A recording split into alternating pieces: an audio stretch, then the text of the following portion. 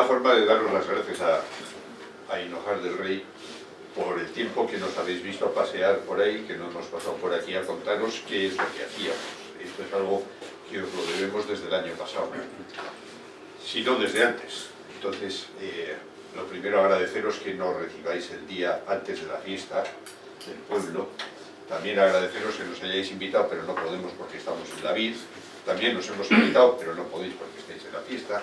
Entonces, lo que pensamos hacer es un mix de todo lo que se ha hecho hasta ahora en el yacimiento de Clunion y contaros qué es lo que hace un arqueólogo en estas lides, porque de todo se habla y a veces se habla diciendo auténticas barbaridades.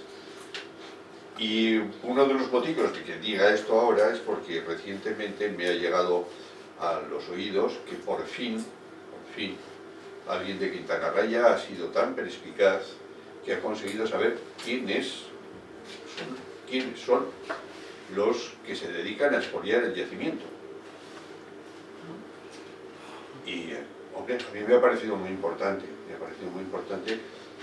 porque han descubierto que somos nosotros, Isabel, yo y Pedro, el de esto. Sí, porque nos han visto con el georradar trabajando en el campo, y entonces alguien que debe tener el rabo de paja pues se ha sentido aludido porque denuncié en radio que habían hecho agujeros nuevos en el sitio unos pocos días antes de que llegáramos. Entonces, bueno, esto es una cosa que es importante porque, por un lado, dice que hay cierta capacidad de maledicencia, pero por el otro lado, cierto desconocimiento profundo de qué es lo que hacemos. Pero lo más importante de todo, y esto os lo recomiendo encarecidamente porque va en favor de que el yacimiento se conserve y que el pueblo siga teniendo un patrimonio importante, es que cuando veáis a alguien con un detector de metales, no vayáis donde Juan Carlos, no vayáis a ningún sitio, llamar al Seprona. Si me veis a mí, llamar al Seprona, da igual. Nosotros, cuando lo hacemos, tenemos un permiso especial de la Junta de Castilla y León para hacerlo. Yo sin eso no salgo al campo. Y si va alguien con el detector, yo estoy al lado, porque el documento que tengo le autoriza delante del Seprona a que se sepa. Pero yo aviso al Seprona. Voy a entrar a tal hora, estoy ya en el sitio, me marcho ahora, si viene alguien después de esta hora, no es de mi equipo, trincarlo. Eso es muy importante. ¿Por qué? Porque una vez de que esto empieza a correr como una forma de funcionamiento en los pueblos, los detectoristas con cierta intención de hacerse con piezas muy importantes, cachos de hierro que no valen para mucho más, cada vez que se llevan una cosa de estas, nos roban a todos la posibilidad de que reconstruyamos algo de la historia de lo que pasó ahí arriba. Cacho de hierro, un pedazo de figura, da igual. Ahora os voy a explicar qué es lo que hacemos los arqueólogos con todas esas cosas que parecen nimias. La mayoría terminan al cabo de unos años en el basurero. La gente tenemos la costumbre de morirnos, los herederos tienen la costumbre de encontrarse con un montón de cosas que no saben qué hacer con ellas, y si encuentran un sitio donde depositarlas, pues va bien. Pero si no tienen un sitio donde depositarlas o simplemente les importa un comino, esa historia la cogen y la depositan en el basurero, en la basura, y eso se pierde. Pero con ello se pierde la historia. Ya se había perdido la posibilidad de que un arqueólogo y un historiador y otro montón de gente que trabaja alrededor de nosotros pudieran haber escrito una línea más.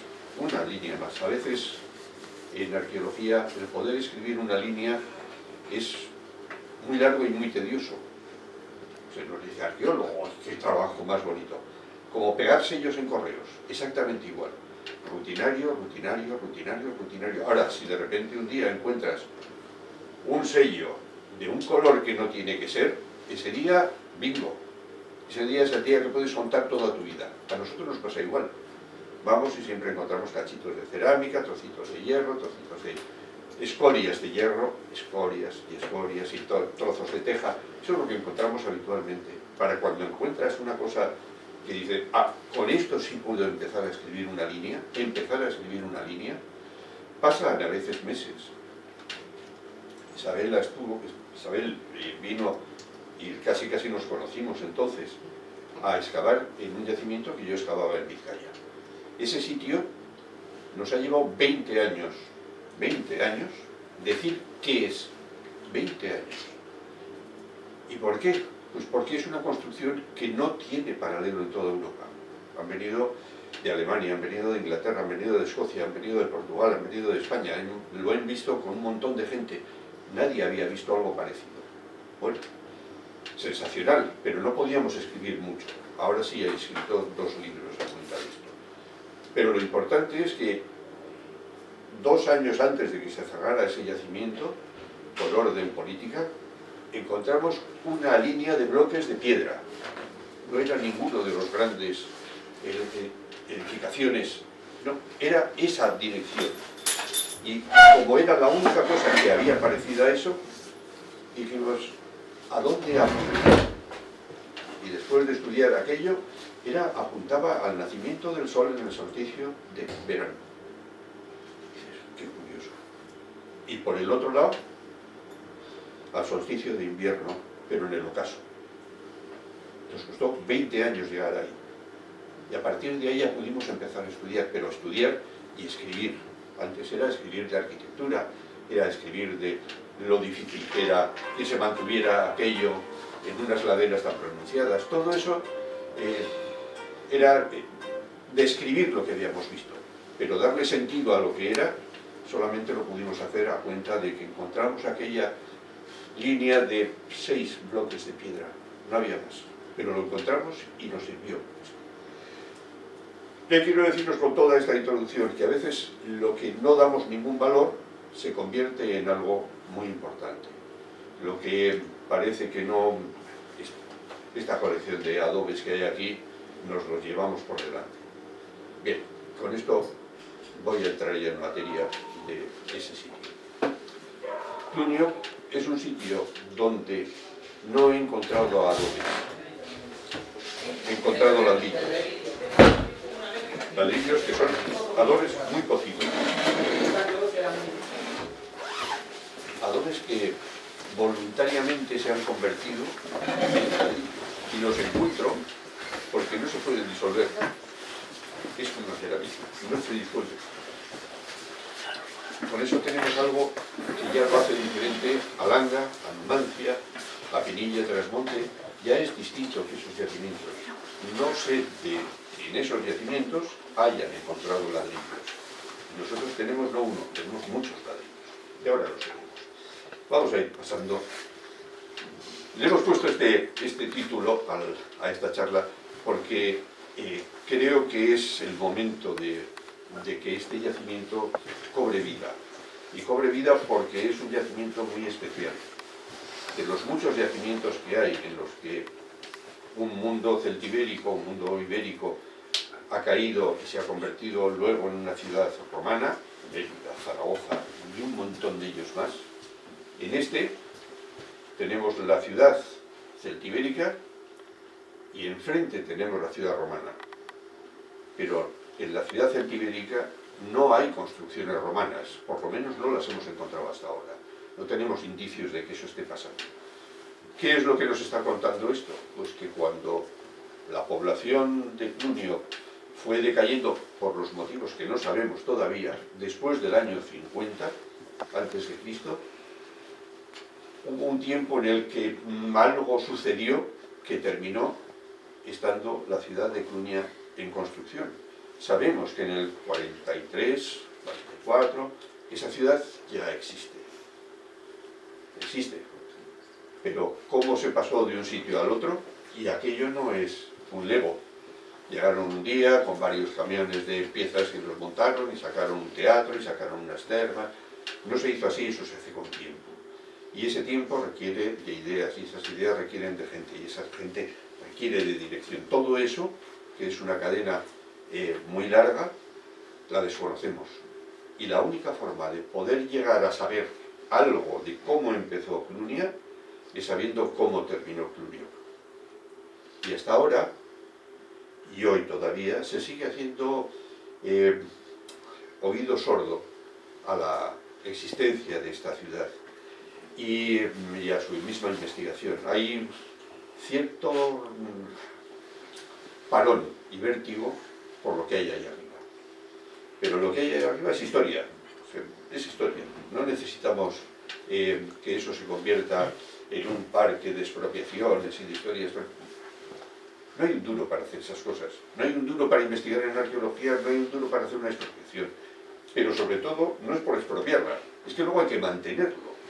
Y no hay un gobierno ahora mismo en una autonomía que esté dispuesto a hacer una expropiación, ni sea grande ni sea pequeña. No lo quieren hacer.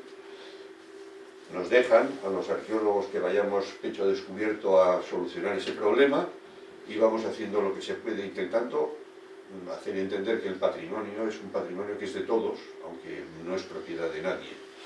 Por lo tanto, los propietarios de los terrenos tienen el derecho y la propiedad del suelo de arriba, pero no del suelo de abajo. Todo lo que está debajo es una propiedad común, pero sin propietario declarado. Vale. Entonces, es necesario que despierte. Clunio, hay que despertarlo. Y en eso es donde estamos. Ya el año pasado os puse esto. ¿Y por qué lo pongo? Por lo que comentaba antes. Los arqueólogos no somos expoliadores. No quiero decir que no haya algún alma perdida que pueda haber hecho alguna cosa algún día. Pero lo cierto es que nuestra obligación es, iba a decir sacrosanta, pero me suena demasiado fuerte. Es muy importante. No tenemos derecho a desvirtuar la historia. Y si nos llevamos cosas, al igual que cualquier otro que se las lleve, estamos incautándonos de una posibilidad de interpretación que no va a tener el que vaya a estudiar de verdad. Vale. Así que tenemos la obligación de contar siempre la verdad, y cuando encuentre la tecla va a ser magnífico. No, esto no es, espera, no, esto sí, y esto. Vale. Entonces, ¿qué es lo que hace realmente un arqueólogo? Un arqueólogo no es nada más que un historiador con una especialización en un trabajo en concreto. Trabajamos en el campo, hay otros que trabajan en las bibliotecas, nosotros trabajamos en el campo. Y lo que hacemos es eso que veis ahí, buscar con las cositas que hay, intentar recomponer un mundo pasado del que no vamos a poder recomponer igual ni un 30%. Pero ese 30% es más de lo que se cuenta de historias posteriores de las que sí que hay mucha documentación. Y siempre ha habido la queja de, es que la historia de España es un peñazo, porque solamente hablan de reyes y de batallas. Bueno, y la gente no existía. Esto es lo que nosotros queremos hacer, que no sea solamente una cosa de reyes y de batallas, sino que sea la historia de la vida de la gente. Y eso la vemos a través de las cosas que han quedado abandonadas. Y siempre decimos abandonadas, para no decir la realidad, es que en muchos de los sitios lo que encontramos es solo la basura, lo que ya no querían. Cuando se marcha, lo que dejan. Y eso es lo que queda en muchísimas casas también. Así que eso es lo que nosotros pretendemos estudiar. Y a cambio de poder llegar a estudiar eso, tenemos que trabajar con un montón de gente que no es un historiador. Pero son, a grosso modo, todos estos más unos cuantos que me he dejado fuera. Y al final de todo eso ya veis que he puesto la excavación arqueológica. Eso es lo que hacemos nosotros. Nosotros recogemos el material para esa gente. A mí me gusta aportar como ejemplo una orquesta grande, enorme, la Sinfónica de Londres. Pues esa Orquesta Sinfónica de Londres con un director, el director tiene la obligación de conocer el sonido de todos los instrumentos, de cada uno de sus músicos y en la forma en la que toca para ponerlos, para que acorde todo con la pieza que quiere que se escuche. Y en arqueología nosotros somos como el director de orquesta. Tenemos que saber de todo eso. Un poco. No podemos estudiar todo eso, no tendríamos vida suficiente. Pero sí poder hablar, y hablamos en lenguajes muy distintos. Con un arquitecto, con un ingeniero, con un geólogo, con un filólogo, tenemos problemas de léxico, pero nosotros y ellos entre ellos, cualquiera de los que citemos, tienen ese problema de léxico. No es fácil entenderse. Llegar a un consenso en el lenguaje es muy importante. Por eso, el arqueólogo debe ir aprendiendo todo eso y esa experiencia a lo largo de los años para que cuando entre en las excavaciones sepa, oh, quieto, esto, que lo estudie fulano, que lo estudie mengano, que lo estudie esto. Y los datos los vamos recogiendo, no entramos en el estudio, los vamos recogiendo y al final acabamos sacando todo lo que se pueda contar de historia. ¿Qué es y qué fue de Plunio que entre el siglo IV y el siglo en el que cambiamos de era? Pues la verdad es que sabemos ahora ya cosas, no digo mucho, cosas del siglo I y algo del siglo II, antes de Cristo. Pero lo que no sabemos es lo que pasa a finales del siglo I y tampoco sabemos qué es lo que pasa entre el siglo IV y el siglo II, finales del segundo, inicios del primero. ¿Por qué no lo sabemos? Porque eso todavía está enterrado. Está enterrado y ya llegaremos, si podemos llegar. Lo que sí que hemos podido es encontrarnos este muro del que solamente se veía la parte gris más oscura, que tampoco se veía toda porque estaban caídas las piedras. Esto está reconstruido ya. Y entonces aquí tuvimos la suerte de poder decir, pues Plunio es una ciudad amurallada, pero es una ciudad amurallada importante, es un centro de poder, porque hemos visto que hay piezas de objetos cotidianos repartidas sobre 83 hectáreas. 83 hectáreas son 83 campos de fútbol, porque yo no soy capaz de ver los puntos, pero sí lo veo en el monte. Pero para vosotros, os digo también el ejemplo, 83 campos de fútbol, todos juntos. Bueno, pues ahí encontramos cosas perdidas de eso, de épocas distintas. Sabemos que esa muralla tiene en un sitio, la piedra está separada, hay arcilla, y ahí encontramos unos trocitos de carbón, unos cachitos de hueso, un diente, un incisivo, no, un colmillo de un jabalí, y un trocito de cerámica. Y eso lo convertimos en una datación de carbono 14, y una datación de carbono 14 que nos ha dicho que lo que es este sitio, eso, con los puntos naranjas, ¿los veis bien? Sí, con los puntos naranjas es el espacio en el que hemos encontrado restos del día cotidiano, de cerámica, de tejas. La estructura que tiene el mismo sitio es terrazas una detrás de otra. Hay posibilidad de que estas terrazas hayan sido construidas en tiempos distintos a lo que sería esos 4 siglos antes de Cristo. Sí, hay alguna que está modificada, pero hay muchas que no lo están y se han seguido utilizando porque ya están hechas. La agricultura ha cambiado mucho en los últimos 100 años, pero no en los anteriores. Con lo cual, sabemos que no hay mucho cambio y además sabemos que muchas de esas terrazas no tienen sentido como terrazas agrícolas en un tiempo distinto. ¿Y por qué? Porque no se puede entrar a ellas. Hay que entrar desde arriba, pero desde arriba había una pared, había que saltar. Y no le hace saltar al mulo para pasar el arao. O sea, eso ya son cosas que empiezan a delimitar. Esto no se puede haber usado para un trabajo agrícola tirando de un arao. La terraza está cerrada. Y como está cerrada, pues habrá que buscar una explicación. Posiblemente sea antigua. Y lo dejamos ahí. Sabemos que en estas terrazas hay casas construidas. Lo que no sabemos todavía es cómo son esas casas. Hay muchos ejemplos, pero traer ejemplos y decir esto es como aquello es avanzar cosas que pueden ser mentiras. Entonces, ¿para qué contar cosas que pueden ser mentiras? Sabemos que aquí la gente vive y que hay casas. Y en la zona, ya ver si tengo, no tengo puntero, no tengo puntero, sí. En esta zona de aquí, esta zona de aquí,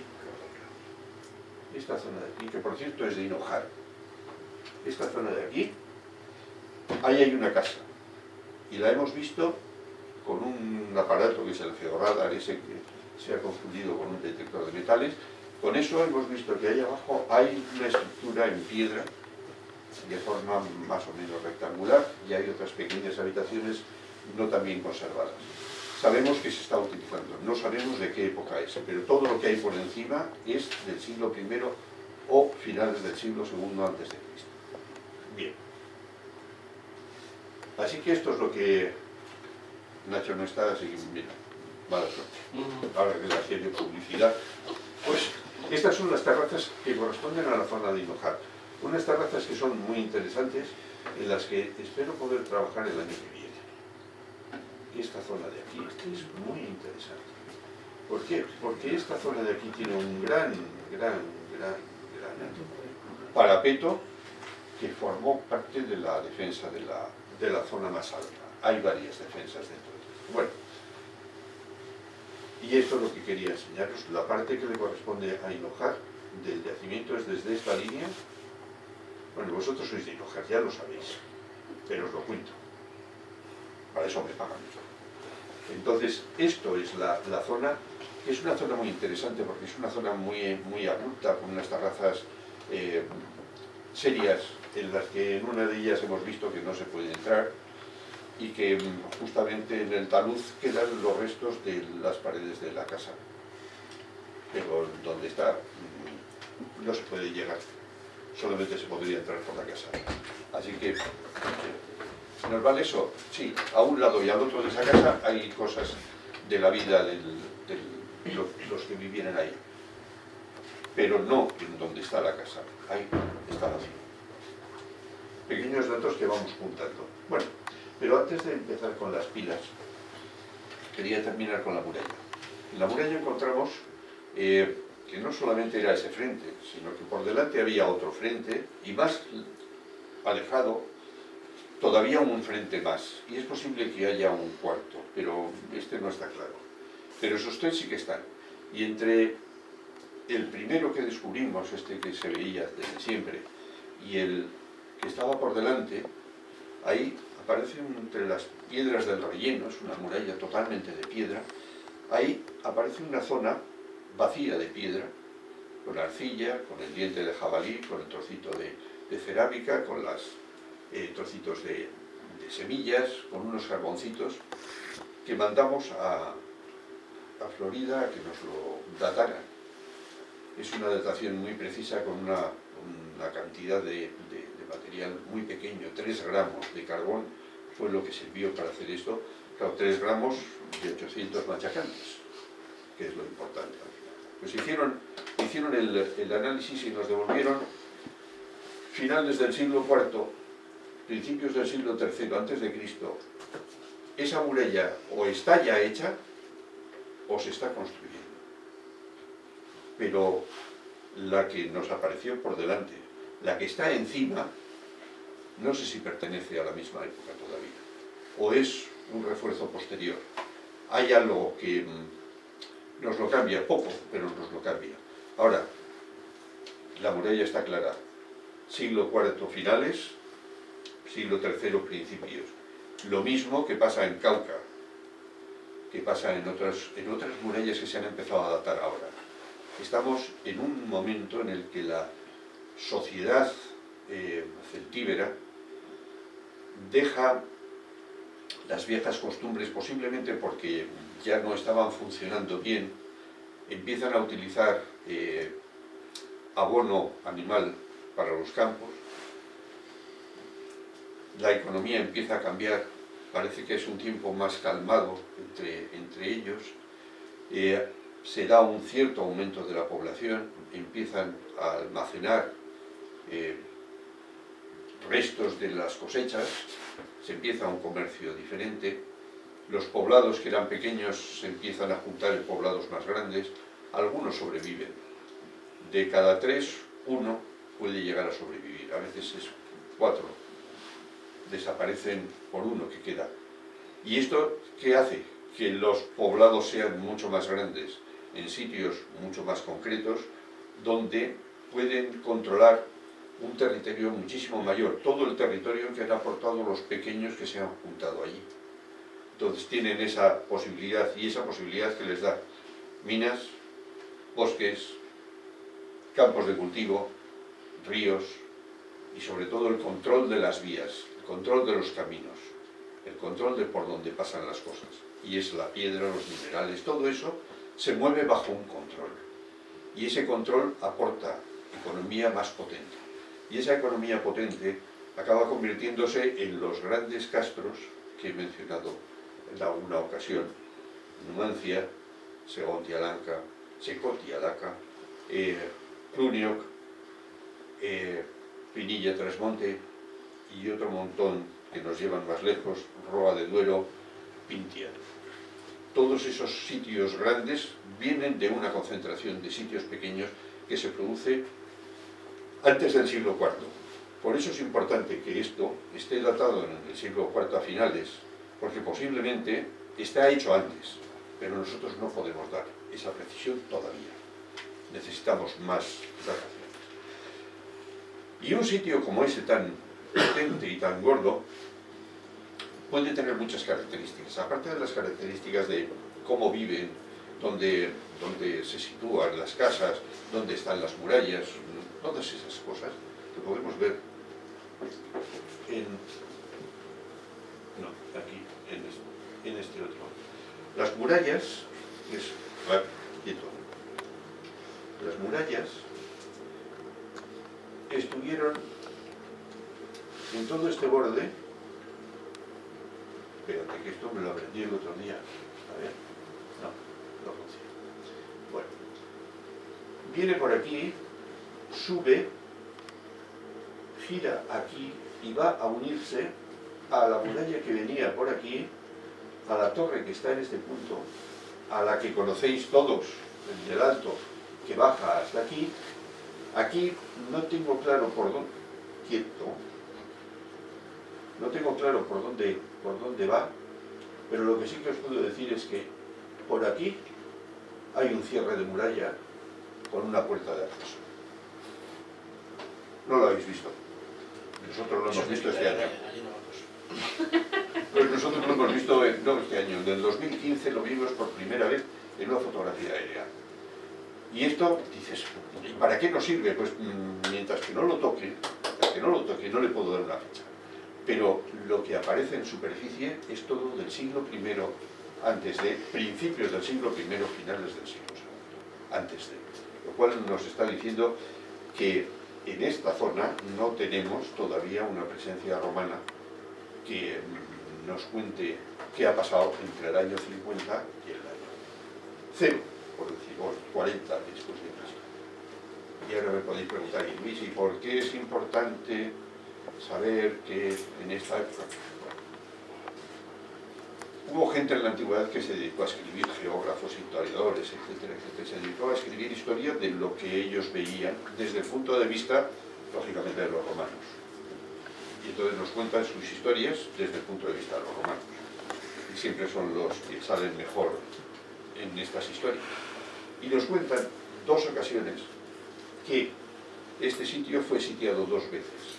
Una en el año 75, el gran Pompeyo el Grande sitia a Sertorio en este lugar. Tiene sus combates, escaramuzas y esto con la ayuda de los arévacos, y al final Pompeyo se marcha a pasar el invierno a otro sitio. Y en el año 56, en las guerras bacteas, el general Afranio ataca a los bacteos en un intento de hacerse con dinero. Estas cosas normalmente suelen ser por cosas así. Intenta hacerse con una economía más saneada que la que tenía. Les ataca, los vence, se vuelve y ataca a los arévacos. Claro, esto los historiadores de mucho corazón dicen inmediatamente, es que son aliados. No está escrito en ningún sitio que los arévacos y los bacteos en esta época fueran aliados. Si estuviera escrito yo me lo creería, mientras tanto no. Así que tenemos que buscar qué es lo que ha pasado. Aquí ha habido dos asedios. Tenemos 6 campamentos rodeando la zona este de este sitio. 6. Y 2 sabemos que son de esta época. Ya sabemos que son de esta época. Pero aquí adentro tenemos alguna evidencia de que esto haya pasado. Pues sí, tenemos evidencias de que esto ha pasado. El año pasado hemos encontrado bolas de piedra talladas utilizadas como armas de tensión, como aquellas catapultas o arcos potentes para tirar grandes lanzas y todo, pues se utilizan también las piedras estas. Y hemos encontrado una, dos, tres, pues ahora yo creo que tendremos ya unas 6 de aquí, más otra que viene de Hinojar. Esta es noticia nueva para el señor alcalde. En tu tierra hemos encontrado media, que no sé qué pinta ahí, pero bueno, ya encontraremos el motivo. Y luego hemos encontrado en uno de los campamentos otra bola de esas. O sea, sí sabemos que ha habido un combate y sabemos que han estado en el borde del yacimiento, en las murallas del yacimiento han estado. Y hemos encontrado los clavos de sus sandalias. Están ahí, los tenemos. Y hemos encontrado las puntas de sus flechas, las tenemos. Pero son pocas, son pocas. Ahora ya sabemos que es cierto lo que contaban. Ha habido combates enormes, se destruyó este sitio, no lo sabemos, ya lo sabremos. Llegaremos a todo, porque si una cosa es importante es que no se debe abandonar cuando el instinto te dice el jabalí está por allí, y es el grande gordo, ese enorme que se nos escapa todos los años. El cazador sabe a dónde ir a buscarlo. Nosotros intentamos saber a dónde tenemos que ir a buscar estos indicios. Y este es uno de los sitios que siempre nos ha llamado la atención por el gran interés que desvela y que promueve, cuando menos en Quintana Raya, no sé, en Hinojar. Subir a las pilas. Es que hay que ir a las pilas. No hay ninguna razón especial. No, es que hay que ir. Hay que ir. Y los sitios a los que hay que ir es porque hay algo detrás que todavía no se sabe qué es. Pero es que hay que ir. Y entonces nos han contado diversos usos de esos, entre ellos que eran hornos para procesar el mineral de hierro. Como historia fantástica, es muy bonita. Pero hasta ahí arriba hay que subir el mineral, es bastante pesado. Pero hace falta muchísima más cantidad de madera para procesar ese hierro que lo que pesa ese hierro. Y en esos agujeritos, ¿qué quieres que te diga? Se puede hacer, por hacer sí, pero en la punta del monte no tiene ninguna razón de ser. Si hubiera hierro ahí, sí, pero si no lo hay, no tiene ninguna razón de ser. Así que eso hay que invalidarlo. Nos tenemos que volver hacia los viejos escritos. Y los viejos escritos que nos dicen que cuando el emperador Galba, cuando el general Galba fue ascendido a la categoría de emperador después de la muerte de Nerón, del asesinato de Nerón, este señor, pues lógicamente triunfó, se fue a Roma, sacó una moneda conmemorativa, que por cierto no se hizo en Roma, se hizo en Lyon, y pasaron esas cosas tan bonitas, vivió 9 meses y luego lo asesinaron también. Pero, ¿por qué es importante para la historia que Galba saliera de Clunia, de la Clunia romana? Porque se cuenta que un sacerdote de Júpiter cluniense, del templo de Júpiter de Clunia, tiene una revelación, y esa revelación le dice que hace 200 años una chica muy limpia, es decir, una virgen, dice: de este sitio, de este lugar, saldrá un hombre que dominará el mundo. A ver, por favor, ya tenemos a Galba convertido de general en emperador. También lo quisieron hacer con Sertorio, pero no ha perdurado esa leyenda. Pero esta otra sí. Esta otra sí. Y dices, bueno, vamos a ver, hace 200 años, si Clunia romana se funda después del siglo I, hoy después del siglo I, después del cambio de era en el siglo I, 200 años hacia atrás nos estamos viendo al final del siglo III. Y si nos hemos ido al final del siglo III, aquí no había romanos. Por lo tanto, ese vaticinio hecho de esta forma se hace en un lugar sagrado ligado a la ciudad de Clunia, en un centro muy importante que tiene un templo de esa categoría, como para generar vaticinios de ese tamaño y que queden en la memoria. Y esa memoria todavía está viva cuando Galba es ascendido a emperador. Se revive en esas ascuas y se convierte la virgen de 200 años atrás, una señorita Areva acá, se convierte en la que dice que Galba será el hombre que conquistará el mundo. ¿Dais cuenta de la importancia que tiene esa tradición? Pues esa tradición en todos los sitios estos que hemos visto, solamente puede estar ahí.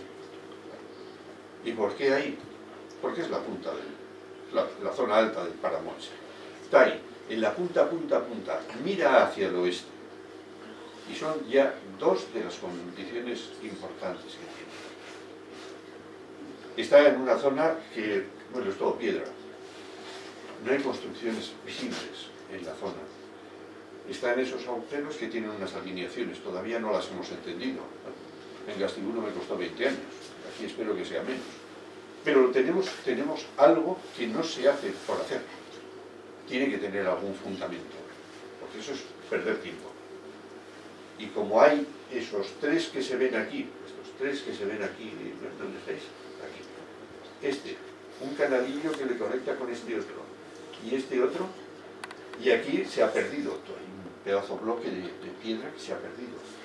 Pero en esta zona de aquí, en la punta, y con el riesgo total de que se caiga cualquier día, hay una gran cubeta. Y esa cubeta suelen ser cubetas para hacer libaciones, líquidos. Sangre, agua, vino, cerveza, lo que se os ocurra, lo utilizan, no sabemos qué utilizan, pero se utiliza. Es un lugar especial.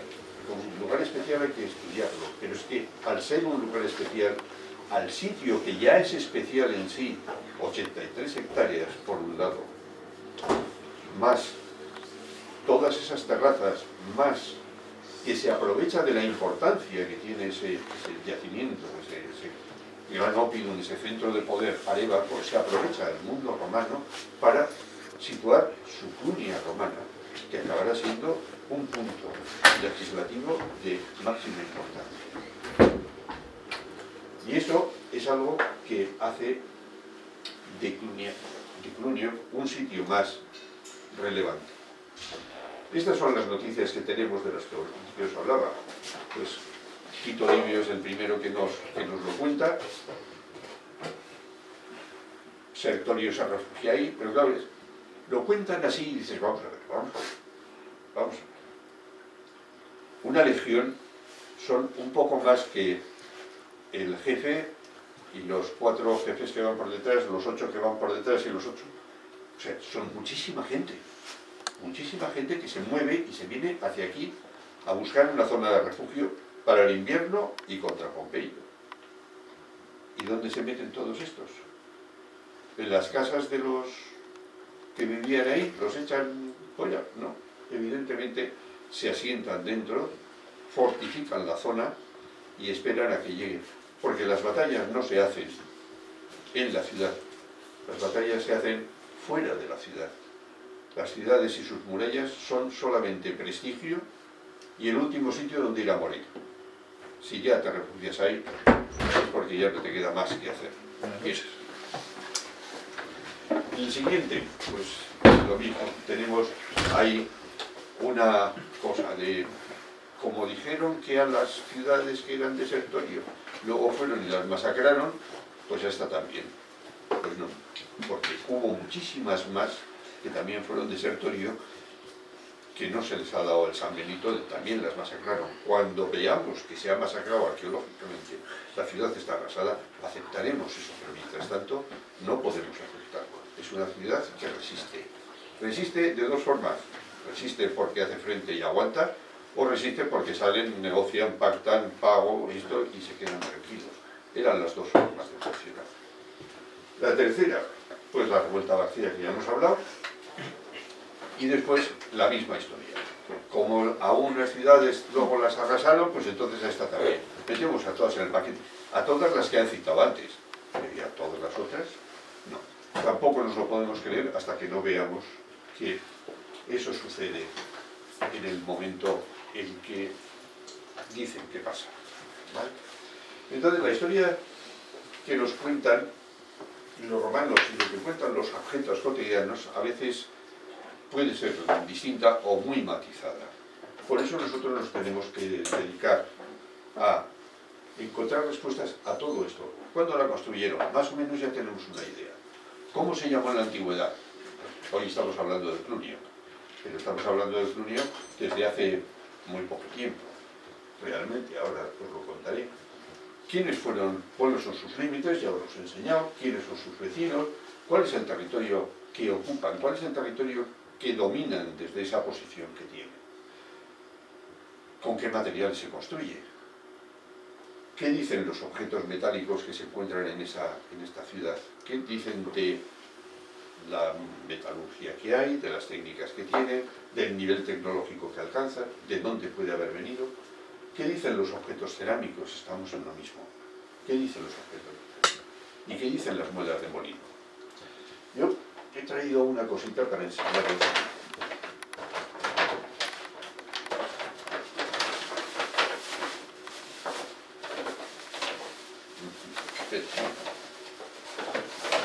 Esto que os voy a enseñar es falso, ¿eh? Es falso. Esto es una pieza hecha a partir de algo que sí que es real, que es un tipo de cerámica que se hace en Pedregal. Bueno, pero está rota a propósito.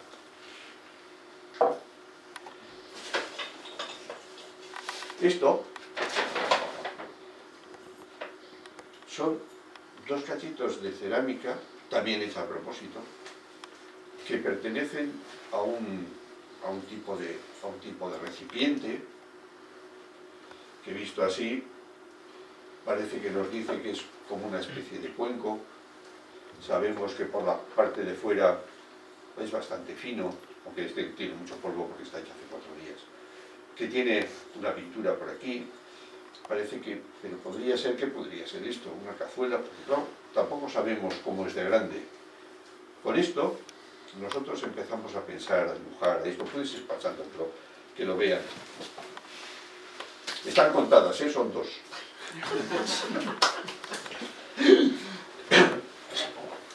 Y esto lo hace un ceramista de aquí al lado. Le hemos pedido que nos hiciera esto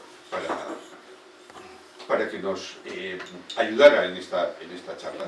Entonces, ¿qué tiene de interesante eso? Pues que, ya veis, con esas poquitas cosas nos tiramos horas hasta que al final llegamos a algo.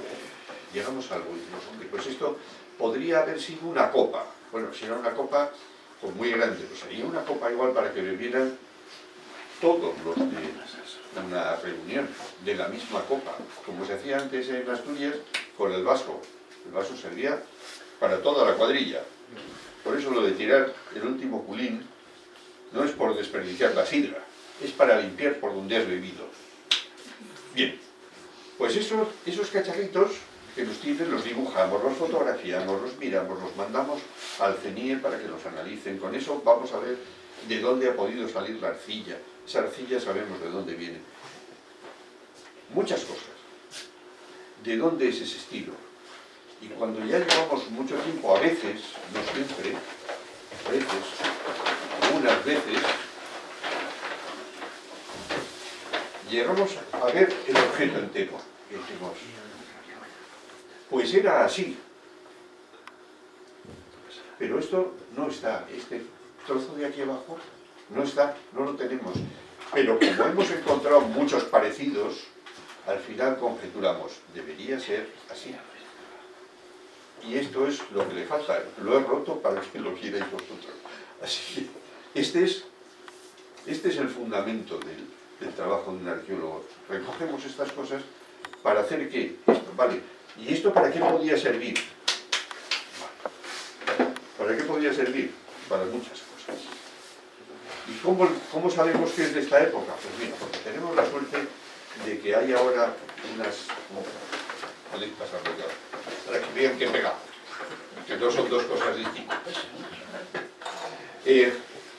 Tenemos muchas formas de buscar esto, bien por las formas, comparando unas con otras, pero sobre todo cuando encontramos que junto con estas cosas existen restos biológicos, huesos, cuernas, carbones, semillas.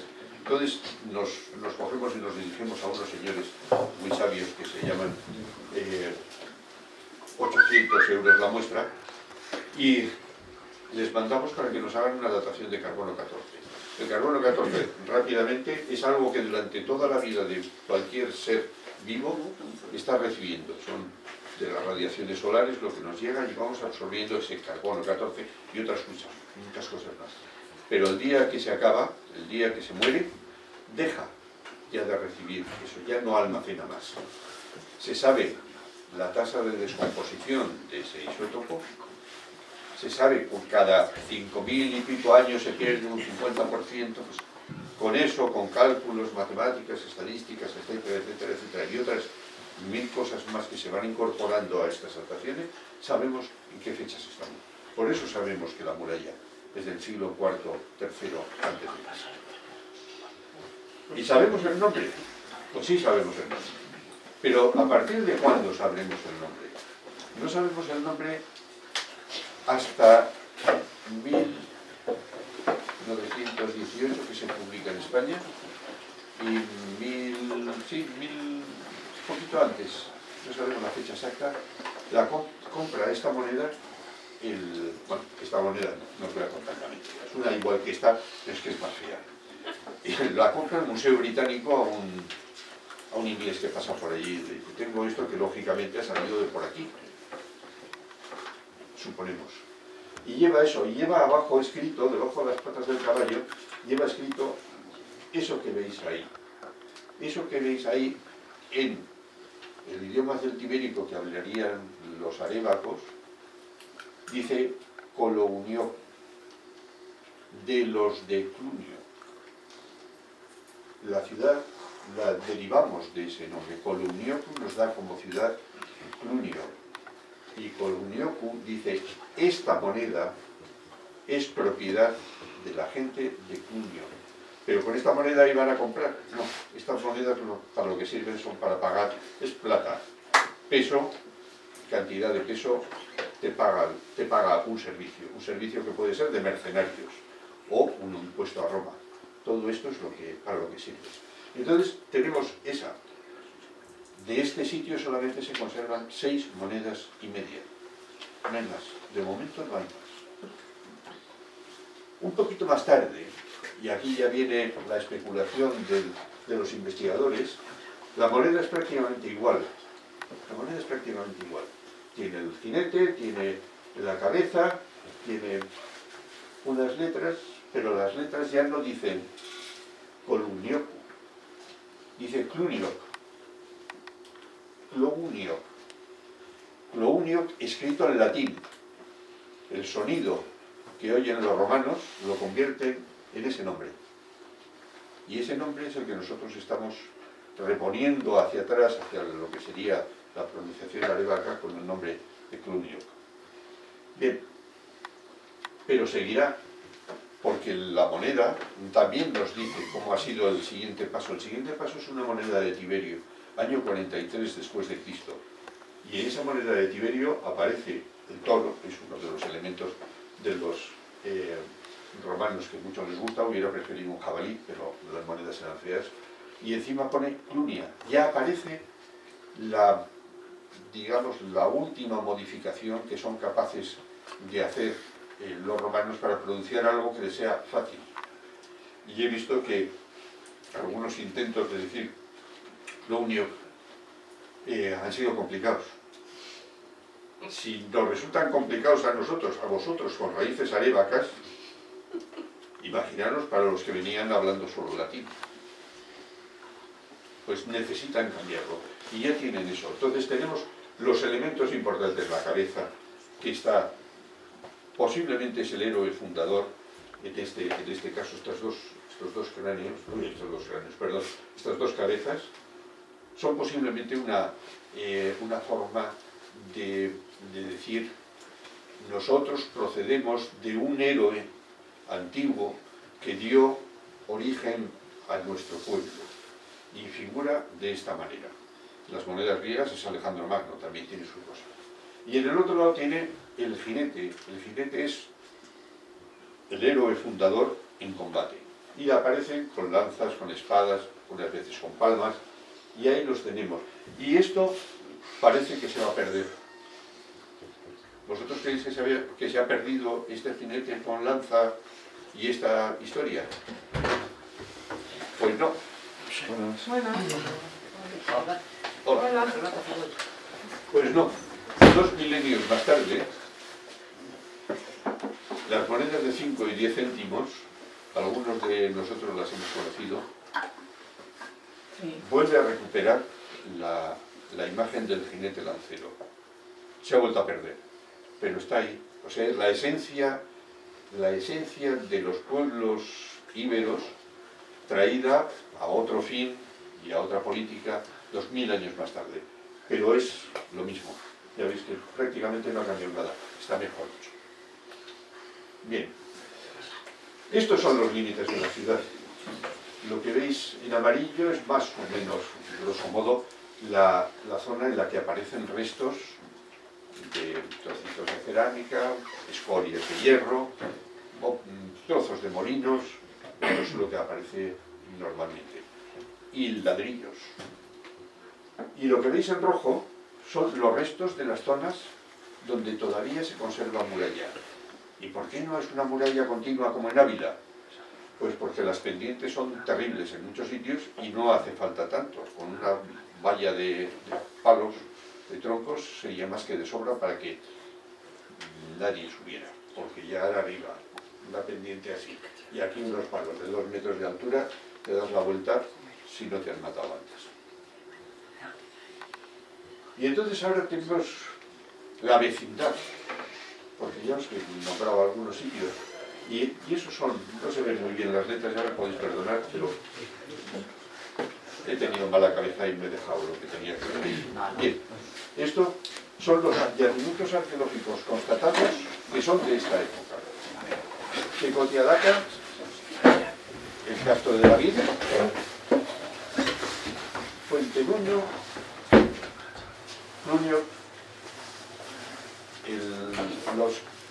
los gallicos y Pinilla Trasmonte. Estos son los vecinos. Pero estos vecinos, ¿cómo se relacionan? Hay una cosa que está clara. Si 2 ciudades son importantes, necesitan tener claro cuál es el punto de separación. ¿Qué es lo que hacemos con esto? Pues utilizamos un sistema criticable, pero que es un sistema que de momento va dando sus frutos combinado con otras cosas, que se llama el vecino más próximo. Entonces, el vecino más próximo es Pinilla Trasmonte, que es un sitio, como dices, un sitio donde se acuñan denarios de plata, y esto es lo que nos ayuda. Denarios de plata ahí, denarios de plata en Clurio y denarios de plata en Langa de Duero, en Secotia, plata. Bien, esos sitios son los vecinos más potentes, los otros son sitios pequeñitos. Y entonces, el vecino más próximo entre Clurio y Pinilla Trasmonte, o en la frontera, que no son fronteras como ahora, no son líneas, son espacios comunes de discusión, si quieres. Entre Clurio y Pinilla Trasmonte, la distancia media, o el punto medio, es lo que nos dice que podría llegar hasta aquí el empuje de uno y otro. Y si hacemos lo mismo con el siguiente importante, de Secotia, volvemos a tener lo mismo y nos encontramos con que la distancia que hay a caballo desde aquí hasta aquí viene a ser 2 horas y media. Perdón, 2 horas y media al borde, perdón. Casi 5 horas hasta el otro lado. En carro son como 3 horas. Estamos dentro de lo que son las medidas de distancia para los medios que se tienen en la época. Y con eso... bueno, espera. No. Secotia tiene 60 hectáreas de extensión. Pinilla Trasmonte anda sobre las 20 hectáreas. Y Clunio, como os he dicho, entre 83 y 85 hectáreas. De Clunio podemos decir que no menos de 110 kilómetros cuadrados son su zona de explotación. Madera, agricultura, ganadería, minas, piedra. Esas cosas que son importantes. La madera, muy, muy, muy importante. Entonces, ¿Con qué materiales construyen? Esto es lo que nosotros hemos encontrado en superficie, no hemos hecho agujeros para encontrarlo, esto está en superficie. Y esto es un adobe, bueno, lo que siempre se ha llamado adobe, que lleva posiblemente 2000 años en superficie, pero sigue estando entero. Y está entero ¿por qué? Porque está cocido. Y está cocido a una alta temperatura. Es una auténtica piedra. Quisimos hacer un corte para, no en esta, en otra pieza que estaba ya deteriorada, quisimos hacer un corte para hacer análisis de cerámica, para hacer el análisis de la composición y saber de dónde podía salir todo ese barro, y se lo tuve que llevar a un lapidario, a un señor que hace lápidas para el cementerio de Bilbao, que fue compañero mío de estudios. Se lo llevé y le dije, ¿lo puedes cortar tú con tu máquina? Porque yo lo intenté con una Dremel, y me quemaba los discos de diamante me los quemaba. Y entonces lo cortó allí. Piedra, puramente piedra. El de al lado, un manteado de barro que también ha sufrido un recalentamiento importante, y que ha podido ser de un incendio muy duradero, y en el que vemos aquí las huellas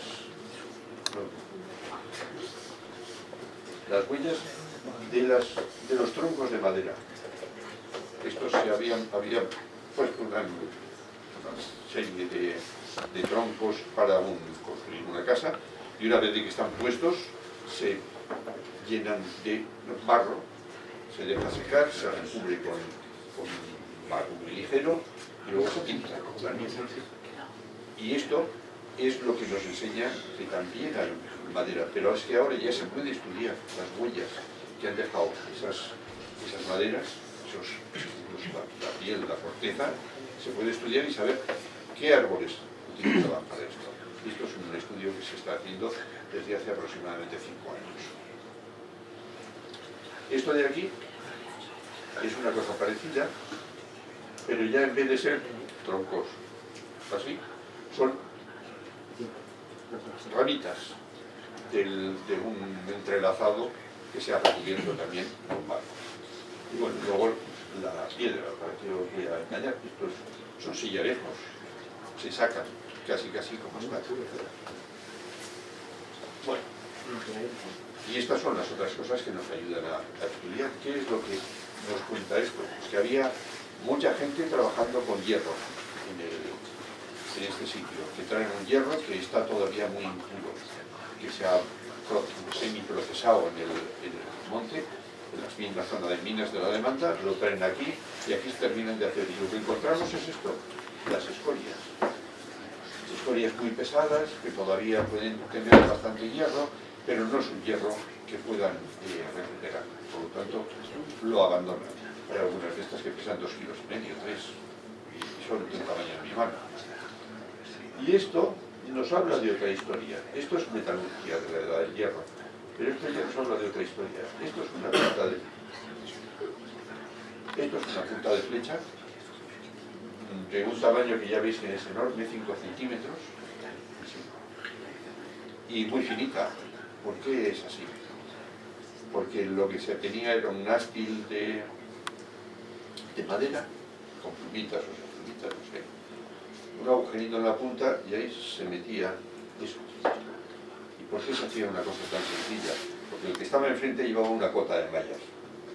Si hubieran llevado una punta triangular, así habría llegado la cota de mallas, habría rebotado.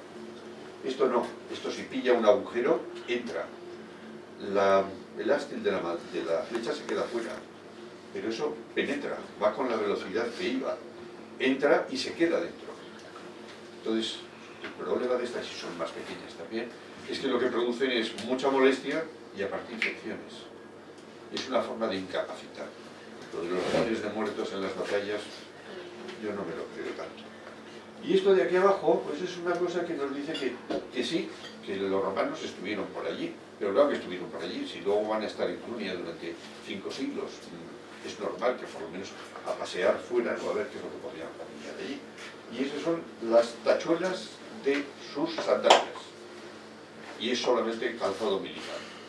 ¿Y por qué llevan esto? Pues para no patinarse en el barro, no patinarse en el hielo, incluso hay distintos tipos, pero son así siempre. Se clava, pues esto, si se ha estado haciendo en los años 50, los tacones de los zapatos, llegaban, te los clavaban y por el otro lado le daban un par de golpes y la punta la doblaban. Clavos revirados, es lo mismo que se estaba haciendo toda la vida y todavía se sigue haciendo en sitios como en Austria. Y estas son las cosas, estos son los objetos cerámicos, esto.